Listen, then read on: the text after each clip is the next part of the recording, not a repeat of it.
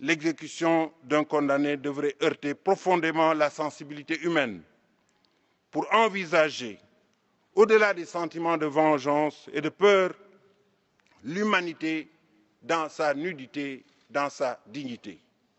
Il faut le dire, les couloirs de la mort sont des couloirs de la honte.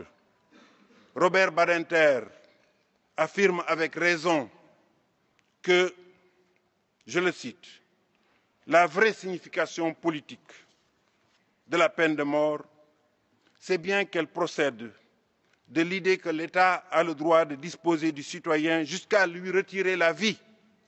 C'est par là que la peine de mort s'inscrit dans les systèmes totalitaires. Fin de citation. Mesdames, Messieurs, aucune des valeurs qui sont au cœur du projet francophone ne pourra jamais justifier que l'on relativise la valeur de la vie humaine au point d'accepter de la supprimer légalement.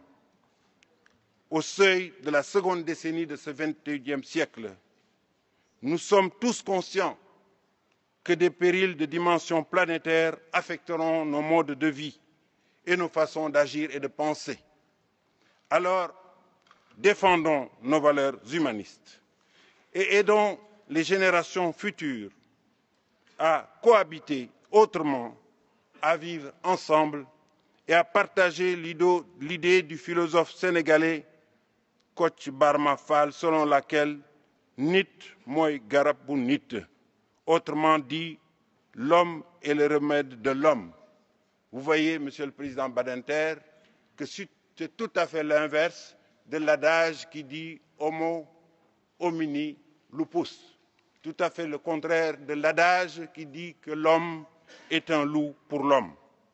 Je le dis avec fermeté, nos États et gouvernements doivent encore progresser pour éradiquer à tout jamais la peine de mort de nos systèmes juridiques, ce qui signifie signer et ratifier les instruments internationaux et régionaux qui favorisent l'abolition, instaurer des moratoires, mieux avancer courageusement vers l'abolition formelle et totale.